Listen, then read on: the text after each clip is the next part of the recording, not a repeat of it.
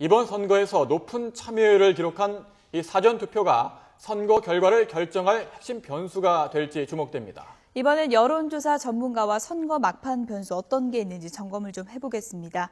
윤희웅 민컨설팅 여론분석센터장, 이병일 엠브레인 상무 나와 있습니다. 두 분 안녕하세요. 네, 안녕하세요. 안녕하십니까. 네. 먼저 사전투표 이야기부터 해보겠습니다. 저희들이 그래픽이 준비되는데요. 지난 금요일과 토요일 실시된 사전투표 어느 정도 진행됐고 어떤 의미가 있는지 볼까요? 네. 6.4 지방선거 사전투표율입니다. 전체 선거인 수 474만 명이 참여해서 투표율이 11.49%를 기록했군요. 네, 성별로 좀 비교를 해보면 남성이 13.83%로 여성보다 좀 많았고요. 네, 전국 단위 지방선거가 처음 실시됐고 투표율이 11.49%니까 굉장히 높은 기록이라고 볼 수 있겠죠. 예, 최근 이런 추세라면 투표율 상승으로 이어질 수 있겠습니까? 예, 일정 부분 투표율 상승 효과가 있을 것으로 보입니다. 지난 2010년 지방선거 때의 투표율, 전체 투표율이 54.5%였는데요. 예. 사실 그때도 낮은 편은 아니었다고 할 수 있겠습니다. 대선이 아닌 이제 지방선거 수준에서 봤을 때 그 이후의 선거에서 쭉 상승했던 것이거든요. 예. 그래서 지금 그때보다 높아지느냐, 낮아지느냐 단정적으로 하기는 어렵습니다만은 일단은 이번 선거에서 사전투표제도가 도입되어서 어쨌든 투표의 편의성을 상당히 제고한 것이기 때문에 이 사전투표에 참여한 분들이 본투표에 참여하지 않은 사람들은 전혀 그런 측면은 아니기 때문에 10%가 늘어났다고 볼 수는 없겠죠. 그래서 그렇지만 이 중에서 약 이제 10%인데 한 3, 4%포인트 정도는 사전투표제가 없었을 때를 가정했을 경우에 증가할 가능성이 있다고 보여지고요. 그런 예. 면에서 보면 전체적인 투표율 상승 효과를 이끌 것으로 보이고 그래서 2010년에 54.5%를 상회할 가능성을 현재 배제할 수 없는 그런 상황이라고 하겠습니다. 네, 어떻게 보십니까? 예, 저도 같은 맥락으로 볼 수 있겠고요. 지금 지난 지방선거가 최근 세 차례 지방선거를 보면 계속 3%가량씩 투표율이 올라가고 있습니다. 예. 3회 때 48%대, 51%대에서 예. 지난 2010년에 54%대였는데요. 자연스럽게 한 3%씩 증가한다는 거는 우리 유권자의 분포가 고령화되고 있다. 예. 그러니까 5, 60대 투표율이 높다 보니까 전체적인 투표율도 같이 올라가는 기본적인 흐름이 있고요. 거기에 지금 이제 선관위에서 사전투표제를 전국적으로 실시하면서 아무래도 또 추가적으로 한 2, 3% 올라가는 그 효과가 있지 않을까. 60%에 가까운 투표율이 예상이 됩니다. 예, 사전투표율이 좀 높게 나오다 보니까 이번에 60% 투표율 넘지 않을까 하는 전망도 많던데요. 60% 넘을 가능성도 있다고 보십니까? 60% 상당히 어마어마한 투표율이거든요. 예. 우리가 대선 때 투표율 75%를 이제 얼마 전에 봤기 때문에 예. 쉽게 달성할 수 있는 투표율이라고 생각되시는 분들도 있겠습니다만은 지방선거나 총선 수준에서 60% 간다는 것은 최근 10년 내에 쉽게 발견하지 못하던 현상입니다. 예. 상당히 이례적인 것이라고 할 수 있어서 그것이 불가능하다고 얘기할 수는 없겠습니다만 60% 되는 것이 굉장히 쉬운 것은 아니다. 그러나 지난 지방선거 54.5%와 60% 그 사이쯤 어디쯤에 투표율이 이제 형성될 것이라고 보고 예. 사실 이제 투표율을 예측하는 것이 상당히 어렵습니다. 저희는 이것은 하늘의 영역이다 이렇게 표현을 하기도 하는데요. 투표율을 예상할 때 저희가 질문을 하게 됩니다. 이제 이번 선거에 투표에 참여하시겠습니까? 라는 예. 이제 질문을 통해서 간접적으로 확인해 내기도 하는데 그때 반드시 투표에 참여하겠다라고 얘기하는 적극 투표 의향층의 비율이 나오는데 통상 조사에서 보면 그것이 한 75%그 정도 예. 나오게 됩니다. 그러나 이제 그것이 한국에서 투표에 참여하는 것은 도덕적으로 상당히 중요한 일이기 때문에 응답자들이 솔직한 응답을 하는 것은 아니거든요. 예. 그래서 실제 거기에서 15%에서 20% 사이를 빼야지 실제 투표율에 유사하기 때문에 예. 그런 점을 또 감안하더라도 이제 60%를 상회하는 것이 쉽게 달성하기는 어려운 측면이 예. 있다고 보겠습니다. 예. 최종 투표율은 결국 뚜껑을 열어봐야 알 것 같고요. 네네. 예. 지금 사전투표율을 보면서 연령대별로 이번엔 알아보도록 할까요? 네. 예. 저희들이 그래픽이 준비되어 있으면 넣어주시죠. 연령별 투표율을 좀 지켜볼까요? 네. 네. 20대가 이제 가장 많았습니다. 15.97%로 이제 그렇군요. 가장 30대가 많았고요. 예. 9.41%, 40대가 9.99, 50대 11.53, 60대 12.2, 70대 이상은 10%로 나타났습니다. 네. 그런데 이제 성향별로 2030, 50대 이상 이제 묶어서 보면은 2030이 이제 40.3%, 50대 이상이 40.8% 비슷한 이제 분포를 보이고 있습니다. 예. 이 수치를 놓고 여당은 여당대로 불리하다 이런 예. 이야기를 하고 야당은 야당이 불리하다 이런 이야기를 하고 있습니다. 네. 누구 말이 맞는 겁니까? 일단 정당들이 보면 실제 해당 지역에서의 후보들은 본인이 가장 앞서고 있다라고 얘기를 합니다. 대세론에 네. 의해서 어쨌든 표를 더 흡수하기 위해서 실제 후보들 차원에서는 그렇거든요. 지역에서. 그러나 중앙당 차원에서는 이른바 이제 언더독 효과라고 해서 추가적인 지지층을 결집하고 동정표를 얻기 위해서 이렇게 읍소 작전을 펴는 경향이 일반적인 현상이어서 뭐 이것이 특별한 것은 아니라고 하겠습니다. 그러나 예. 어쨌든 사전 투표율을 세대별로 공개가 되었는데 이것을 봤을 때 아까 리포트에서 나왔습니다만 20, 30대와 5, 60대 이것이 좀 비슷한 수준이기 때문에 어느 정치 세력, 어느 정당에게 이것이 유리하고 또 불리하다라고 얘기할 수는 없는 상황입니다. 고르게 나왔기 때문에. 예. 다만 우리가 사전 투표율을 이전에 기대했던 바로는 야당에서는 젊은 층이 좀 대거 많이 나와서 어떤 야당에게 좀 유리하게 돌아갈 것이다라고 하는 기대가 높았거든요. 네. 예. 그러니까 그 기대치를 감안해서 보자면 이 연령대가 고르게 나왔다는 것은 연령대에서 야당으로서는 다소간 이제 당혹스러운 그런 측면 있지 않을까 하는 생각이 듭니다. 예. 네. 어느 쪽이 더 유리하다 뭐 이렇게 볼 수 있는 건가요? 어떻게 보십니까? 저는 이제 결론적으로는 어느 한쪽의 유불리를 단정할 수 없다라고 예. 이제 생각이 들고요. 지금 보시면은 5, 60대 같은 경우에 투표율은 기존에 아마 예상되는 그러니까 3, 40대보다 높게 나왔다고 하는 거는 5, 60대가 아무래도 투표율이 높다 보니까 사전 투표에도 관심이 많고요. 어차피 이제 이분들은 투표를 하실 분들인데 좀 일찍 와서 하셨다고 좀 생각이 들고요. 예. 특징적인 거는 이제 20대 같은 경우에 투표율입니다. 근데 이 부분도 군인이 한 50만 명 정도 있다는 예. 걸 감안하면 뭐 예측이 가능한 거고요. 근데 문제는 이제 30, 40대가 투표율이 좀 낮다는 겁니다.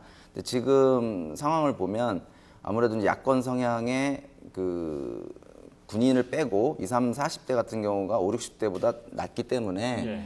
아무래도 이제 야권 쪽에서는 조금 더 이 투표율이 사전 투표율이 5, 60대를 추월했으면 좋았을 네. 것인데 그 부분이 좀 아쉽게 예측이 되지 않을까 네. 생각이 듭니다. 물론 사전 투표긴 합니다만 지금 이제 추세를 보면은 2030과 5060이 이제 비슷하게 나왔고 40대가 이제 가장 적게 투표장에 나오지 않았습니까? 이 분포가 실제 선거 날에도 그대로 좀 비슷하게 갈까요? 아니면 많이 달라질까요? 어떻게 예측하십니까? 실제 투표율은 보면 예. 과거에 이제 만약에 한 55%의 투표율이 나왔다라고 했을 때 총선과 지방선거 기준으로 보면 이렇습니다. 그러니까 40대는 평균 투표율에 유사하게 나오고요. 예. 또 이제 50대 같은 경우는 거기서 한 이제 5에서 10% 정도 이제 높게 나옵니다. 그다음에 60세 이상은 또 거기서 한 5% 이상 좀 높게 나오고요. 또 그러면 이제 30대와 20대도 마찬가지로 그렇게 한 10%포인트 낮고 15% 낮는 이런 흐름들이 이제 나와서 결국적으로 40대의 흐름이 전체 평균 투표를 유사해지는 현상들은 나타나거든요. 예. 그런 흐름들이 나타났는데 이번 사전 투표는 다소간 이제 다른 흐름이긴 합니다. 그래서 뭐 이거 가지고 본 투표율의 흐름하고 동일하게 나올 것이라고 이제 보기는 힘들고요. 예. 아마도 이제 20, 30대 같은 경우에는 전체 투표율과 감안했을 때 평균 투표율에 훨씬 이제 미달하는 흐름이 나타날 수밖에 없겠고요. 그것은 고령층들 같은 경우는 강한 이제 적극적 투표 의지를 가지고 있기 때문에 예. 실제 뭐 월등하게 이제 높은 투표를 보여주고요. 이것이 모든 선거에서 사실 일관되게 나타나는 현상이기 때문에 그 흐름 자체는 본 투표에서 이전 선거의 연령대별 투표율 수준으로 나타날 가능성이 높다. 흐름으로 나타날 가능성이 높다 이렇게 보겠습니다. 예. 투표율이 보통 높으면 야당이 유리하고 낮으면 여당이 유리하다는 뭐 공식 아닌 공식이 있었는데 지난 대선 때 이게 깨졌지 그렇습니다. 않습니까? 예, 그렇다면 전체 투표율보다 더 중요한 건 뭐라고 보시는지요? 그거는 아무래도 이제 세대별 투표율이라고 할 수 있겠습니다. 5, 60대 투표율이 평균 이상이고요. 20, 30대 투표율이 평균 이하이기 때문에 야권 성향의 20, 30대 투표율이 전체적으로 평균 이하로 낮기 때문에 단순 지지율에서 야권 후보가 팽팽하거나 조금 한 1, 2% 앞서서는 실제 개표를 하고 나면 질 수가 있거든요. 그러니까 이런 부분들이 전체 투표율보다는 야권 성향의 유권자들이 얼마나 더 투표를 많이 하느냐 하는 부분은 야권 후보들한테 초미의 관심사일 거고요. 예. 역시 마찬가지로 여권의 지지자 고령층의 투표율은 기본적으로 높기 때문에 아무래도 이제 여권 후보들은 역시 마찬가지로 야권 성향의 젊은 층들의 투표율이 얼마나 올라갈 것인지를 예. 또 지켜보는 뭐 그런 부분이 기본적인 포인트라고 할 수 있겠습니다. 그래서 이게 뭐 다른 표현으로 하면 우리 상무님께서 세대별 투표율 중요하다고 했는데 다른 표현으로 하자면 전체 투표율보다는 지지층의 투표율이 중요하다 이런 표현도 쓰거든요. 예. 그러니까 야권 성향층, 야권에서는 야당 지지자들을 얼마나 투표장에 내보내느냐, 또 보수 정당인 새누리당에서는 새누리당 지지자들을 얼마나 투표장에 내보이느냐, 그래서 각각 진영에서의 투표율이 중요하고 그것이 결국 이제 승패를 가를 수밖에 없는 상황이라고 하겠는데요. 어쨌든 투표율에서 고령층이 증가하기 때문에 자연스러운 투표율 상승 효과가 있습니다. 그래서 투표율이 이제 높아질 것으로 보는 중요한 요인 중에 하나이긴 한데 결국 그래서 이제 우리가 과거에는 40대를 중시하긴 했었는데요. 40대의 어떤 진보 경향성이 상당히 강화되었습니다. 지난 서울시장 재보궐선거에서 박원순 후보 같은 경우는 출구조사에서 40대에서 30%포인트의 격차를 냈었거든요. 그래서 사실 이제 중요한 것은 50대에서 어떤 지난 대선처럼 보수 정당의 친화성을 강하게 표출이 되느냐, 아니면 50대에서도 진보 정당이라든가 야당을 지지하는 유동성이 확인되느냐 여부, 이것이 실제 선거 결과에 상당히 중요한 영향을 미칠 것으로 보입니다. 처음 실시한 사전투표 긍정적인 측면이 많이 있는 것 같습니다. 유권자도 편리하고요. 투표율도 높이는 그런 3, 4% 정도 높이는 효과가 있는 것 같은데 반면에 해보니까 문제점도 있는 것 같습니다. 예를 들어서 서울시 교육감 선거 같은 경우에 고승덕 후보의 딸이 올린 글, 이로 인해서 파장이 확산되는데 이런 부분들이 사전투표에는 전혀 반영이 되지 않은 상태에서 이루어지지 않았습니까? 결국엔 막판 변수를 반영할 수 없다는 그런 문제점도 있는데 이런 부분에 대해서 어떻게 생각하십니까? 예, 맞습니다. 지금 사전투표가 전국적으로 처음 적용되다 보니까 여러 가지 좀 문제점들이 노정되는 측면이 있습니다. 일단 1차적으로 몇 가지 쟁점이 있는데요. 사전투표를 세대별 공개한 것도 사실 좀 논란의 여지가 있습니다. 우리나라처럼 세대별로 정치적 성향이 뚜렷하게 갈리는 경우에 세대별 투표를 발표했을 때 각 정당의 후보들이 간접적인 득표율을 예측해 볼 수 있는 것이거든요. 그래서 미리 정보를 선거가 끝나지 않은 상황에서 선거에 참여한 사람들의 정보를 활용해서 이것을 공개한 것이기 때문에 상당히 이후 선거 결과에 영향을 줄 수 있다는 점, 이것이 논란이 될 수 있는 첫 번째 이유 중에 하나고요. 또 한 가지 방금 말씀하신 부분인데 사전투표하고 본투표 사이에 이렇게 공간이 있게 되는 상황이지 않습니까? 그러다 보니까 중간에 나타난 이슈, 사건에 이제 영향을 받는 사람과 받지 않는 사람들이 구분되게 되니까 실제 동일한 정보를 얻고 그 상황에서 투표한 것이 아니게 되는 상황이 발생하는 것입니다. 그래서 이것이 이제 해결책으로는 사실 본투표일 자체를 한 3일, 4일 정도로 가져가는 방법이 하나 있을 수 있겠습니다. 그러면 선거운동을 그 직전까지만 하게 되면 모든 이제 투표에 참여하는 사람들이 동일한 정보를 갖고 투표에 참여하기 때문에 어떤 정보의 평등성 여부에 침해될 여지가 없게 되는 해결 방안이 하나 이제 있을 수 있는 그런 방안이 제시될 수 있겠죠. 네, 사전투표 결과를 공개되는 그 부분에 대해서는 어떤 부작용이 있다고 보십니까? 저는 좀 그 부분과 좀 그 견해를 좀 달리하는데 부작용보다는 이거는 어떤 정보의 투명성 측면에서 지금 현재 그 양상이 세대별로 여권 성향, 야권 성향이 뚜렷하게 나타나면서 생기는 그런 일시적인 부작용이라고 할 수 있겠고요. 이거는 투표가 됐으면 그 투표율이 세대별로 어떻게 됐는지를 아는 거는 유권자의 알 권리라고 생각이 듭니다. 그래서 그 실제로 공개하는 유권자의 부분은 표심에는 영향을 안 준다고 보시는 건가요? 표심에 영향은 줄 수 있는데요. 그거는 이게 정보를 안 줌으로 해서 오히려 더 그 깜깜이 선거 내지는 이미 투표가 됐는데 투표를 공개하지 않는 거는 더 오히려 좀 문제가 있지 않을까 좀 그런 생각이 들고요. 그리고 이제 사전투표제 같은 경우에 이제 이런 게 부작용이 있다고 하는데 제가 볼 때는 오히려 그 우리 선거가 막판 변수에 의해서 돌발 변수에 의해서 좌지우지되고 좌충우돌되는 어떤 정책 선거라든가 이런 부분이 아닌 측면에서 오히려 좀 더 선거 기간을 좀 늘린다던가 그다음에 이번 선거에서도 보면은 후보자들이 거의 선거일 하루 이틀 전에 결정이 됐습니다. 이런 것들이 우리 선거 문화에 좀 나쁜 관례이기 때문에 이번에 계기로 해서 조금 더 일정을 여유 있게 앞당기거나 하는 부분들이 더 좀 선진화된 부분이 아닐까 생각이 됩니다.